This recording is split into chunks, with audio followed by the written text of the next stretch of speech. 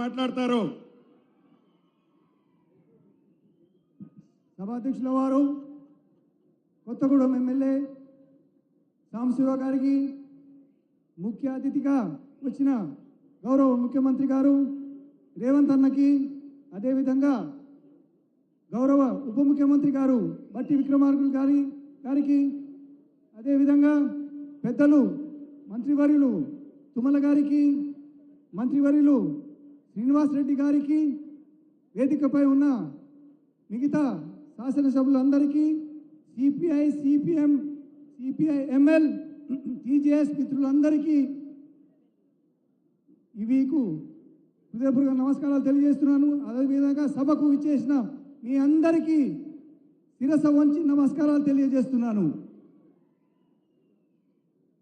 Parliament ticket ఇచ్చినందుకు సోనియమ్మ గారికి, రాహుల్ గాంధీ గారికి, ఖర్గే గారికి, అదేవిధంగా మన ముఖ్యమంత్రి రేవంత్ అన్నకి, బట్టి విక్రమార్కుడు గారికి, తుమ్మల గారికి, సీనన్న గారికి, రేణుకమ్మ గారికి ధన్యవాదాలు తెలుపుకుంటున్నాను.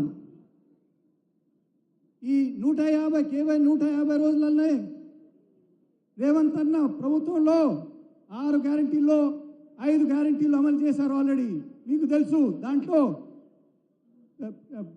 బస్ ప్రయాణంలో స్త్రీలకు ఉచితంగా ఇచ్చారు. అదేవిధంగా 200 రూపాయలు కరెంటు ఉచితంగా వచ్చేది. గ్యాస్ సిలిండరు 500 రూపాయలేమో ఇచ్చారనమాట.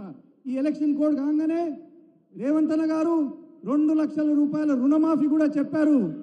ఇదే విధంగా మీ రేషన్ కార్డుల ఇష్యూ ఉంది. రేషన్ కార్డులు కూడా ఇండ్ల స్థలాలు, ఇంద్ర స్థలాలు కూడా వస్తారని రేవంత్ అన్న గారు చెప్తున్నారు.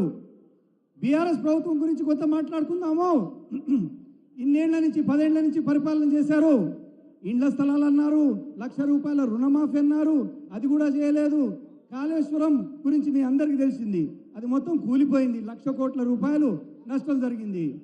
మన నెత్తి మీద ఎంత పెట్టారంటే 7 లక్షల కోట్ల రూపాయలు అప్పు పెట్టిపోయినారు రేవంత్ అన్న గారి మీద. బీజేపీ ప్రభుత్వం గురించి చర్చిద్దాం. కొత్త బీజేపీ ప్రభుత్వంలో కూడా గ్యారంటీలు ఇచ్చారు. అప్పుడు గ్యాస్ సిలిండర్ 400 రూపాయలే, అది తీసుకుపోయి ఇప్పుడు 1,100 రూపాయలు పెట్టారు. పెట్రోలు 60 రూపాయలు ఉండేది, ఇప్పుడు 110 రూపాయలు అయింది. అది పైకే పోతే కిందికి రాదు. 2 కోట్ల ఉద్యోగాలు అన్నారు. 2 కోట్ల ఉద్యోగాల నుంచి 1 కోటి ఉద్యోగాలు తీసిపడేశారు. గవర్నమెంట్ వ్యవస్థలన్నీ అదానీలకు, రిలయన్స్కు ఇచ్చివేయటం జరిగింది. ఇండియన్ ఎయిర్లైన్స్ ఎంత పెద్ద సంస్థ, అది ఇచ్చేశారు. ఎయిర్పోర్ట్లు కూడా అదానికి ఇచ్చేస్తూ ఉన్నారు. ఇప్పుడు కొత్త నినాదం స్టార్ట్ చేశారు, అయోధ్య అయోధ్య రాములవారని. మరి రాములవారు మనకు లేరా? శ్రీరామనవమి చేసుకోమా? మరి నా పేరు రామసాయం అండి, నేను కూడా రాముని భక్తుడినే. అందుకొరకే దయచేసి మిత్రులారా నన్ను దీవించండి. ఖమ్మం జిల్లాకు ఒక అవకాశం ఇవ్వండి పనిచేయడానికి. రేవంత్ అన్న ప్రభుత్వం కింద, రేవంత్ అన్న గవర్నమెంట్ కింద పనిచేయడానికి నాకు ఒక అవకాశం ఇవ్వండి అని మనవి చేస్తూ సెలవు తీసుకుంటున్నాను. జై హింద్, జై కాంగ్రెస్, జై సోనియా గాంధీ, జై రేవంత్ అన్న.